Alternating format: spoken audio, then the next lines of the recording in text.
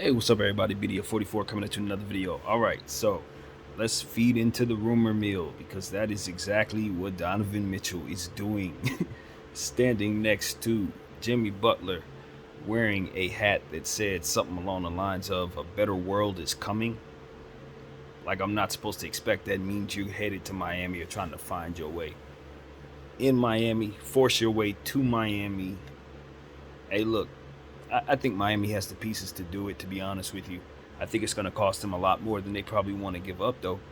But I think just for the sake of star power and the fact that it's Miami, the timeline for these guys, the way that they ended the season, the fact that Donovan Mitchell probably is on the move, um, given the pieces that they have, I think Utah could use some pieces that the Miami Heat have to possibly retool themselves, maybe start over.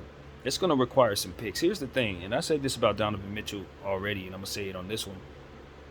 I have no doubt Donovan Mitchell is a big time player. And if you give him an opportunity, he can shoot you down, close you out. But I don't know that he affects basketball in such a way that his star power demands at this stage of the career. Now, when he started, yes, the league was a certain way, and I don't think his trajectory has changed. But I think the league and the pieces that are around the league um, have changed some in terms of what the value of a player, his archetype is. You know, he's a scorer who can do a lot of things for you, um, and he's led a team as Chuck has coined the phrase. He drives the bus, and I think he should keep on driving the bus because I think that it'll allow him to make the most money in his career, and it will also allow him an opportunity to receive the most uh, appreciation and accolades. Now, that may not mean a whole lot when it comes to certain players. You know, championships come first for a lot of guys, but I just think Donovan Mitchell's in a very unique situation to where even though the value of players have changed, he's in a sweet spot to where that doesn't have to be the case for him because he's in Utah as the bus driver. So he can still demand his top dollar, still be considered the best player on the team, even if they continue to retool and get him the pieces to help him win. He'll still get all the credit if he does that. So that's the only circumstance in the league like it, in my opinion, because of his age. You know, Dame Lillard's in a similar situation in Portland, but he's older, so I don't think he can pull it off. Bradley Beal, same thing, a little older, probably a little more risky. For a guy like Donovan Mitchell, I don't think he should consider leaving unless he just has to get out of Utah. You know what I mean? Like unless it's just it's time. But in terms of what I think his career is going to be, I really do think that he stands to benefit greatly from staying put, more so than probably anybody else. Um, he's a superstar in Utah. They will retool. They do have the infrastructure that you can trust will retool, and that's really what I'm leaning on. Now, if we're gonna talk about going to Miami, I didn't go through the trade tracker. I probably should have did that before I turned on the camera. Just didn't think to. But given the fact that this is a possibility, you're gonna have to assume that it's gonna be contracts moving out and picks moving out. If you're Miami, um, maybe Tyler Hero's a part of that. Maybe you demand that if you're Danny Ainge. Um, I think if you're Danny Ainge, you probably do demand something that Miami probably doesn't want to give up. I don't know if it's Tyler Hero. It probably is though. Um, you're not getting Jimmy Butler. I don't think. I don't think you're trying to do a Bam for Rudy Gobert swap. That doesn't make any sense at all. So if you're just moving, you know, for Donovan Mitchell and um, you know, you're trying to give Utah decent and fair compensation, and you're probably going to have to part with more than one pick. See, that's the thing. This is where it gets tricky for Miami.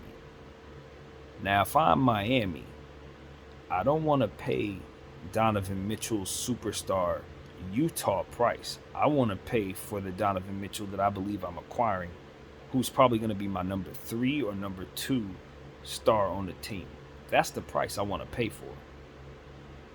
Utah is going to value him as their A1 home run or their number 2 behind Rudy Gobert. However they view that, that's how the price tag is going to look.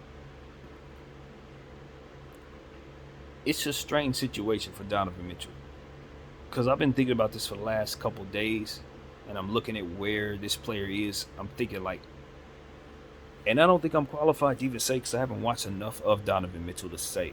But I look at the star power, I look at what they've accomplished, and I say Donovan Mitchell is comparable, in my opinion, to Jaylen Brown.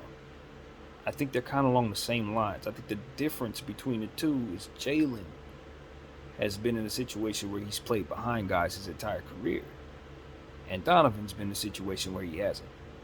But I don't think that there's too much of a difference in terms of star power. I don't think there's too much of a difference in terms of what you can expect from them if you let them lead the team.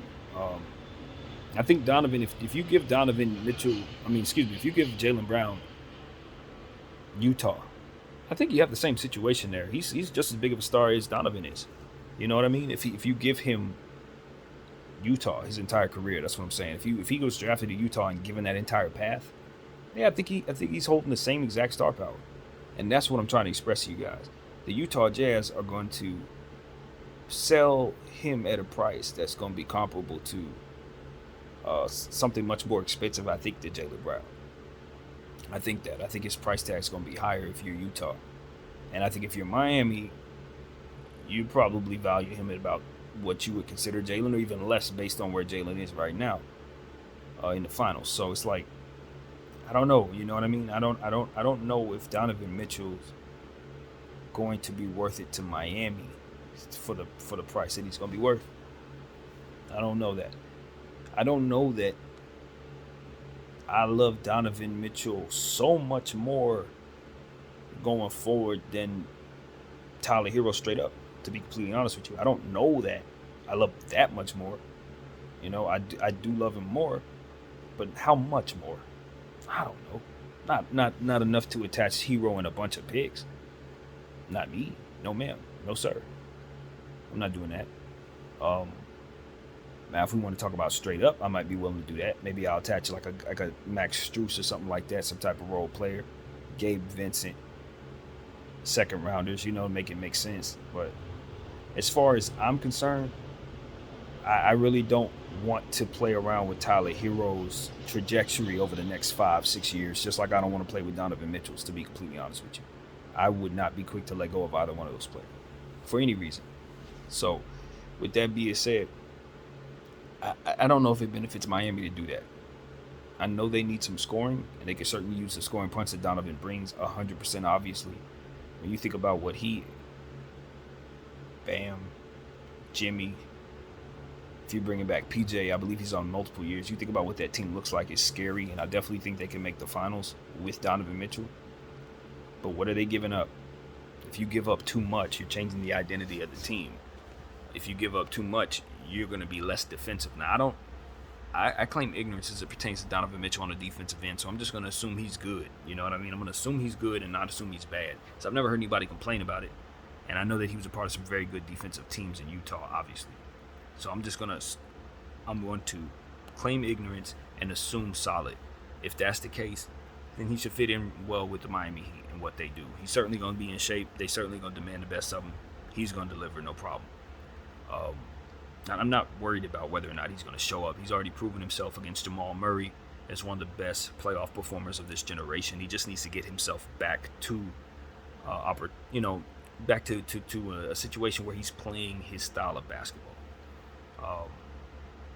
And I think Miami has a designated role for him to be himself, which really does work. In fact, they could have surely used him quite a bit in these final sets, say the absolute least. So when you consider all of it, yeah, of course, you want to bring Donovan Mitchell to Miami. I'd prefer to sign him outright as a free agent some random year later on down the road, but he's already signed on for multiple years. So you will be acquiring that contract. Now, here's a thought. I'm always going to throw this in there because I'm a Laker fan, and I always see the fruit in trying to help others with my problems. I have a Russell Westbrook contract that's worth about $47 million. Whatever you want to give to Utah, you can just slide to us if Utah doesn't want it, and we can give you that contract, and you guys can figure out how best to free up that money right away so it can represent what you need. Now, far be it from me to negotiate for Rob Pelinka, because I don't know what he has a price tag on or if they want to keep Russell Westbrook or not.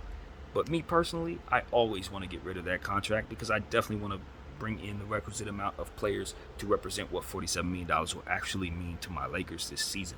So even if they're not looking to move that contract, I'm still going to be lobbying to move that contract. So Miami, if you're up for it, we got it. Call Rob. I'm pretty sure he's willing to move that thing.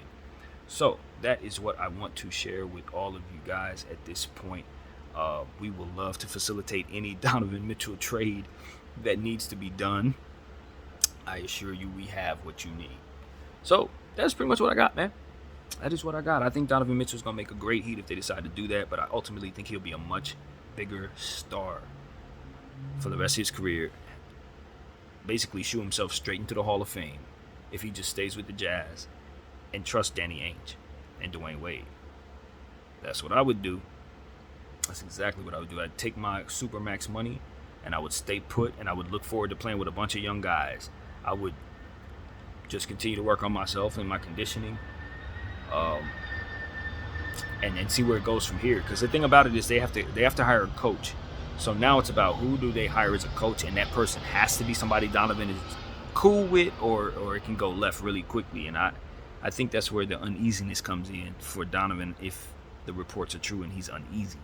It's probably because they fired his coach and you really don't know what direction the team's going in.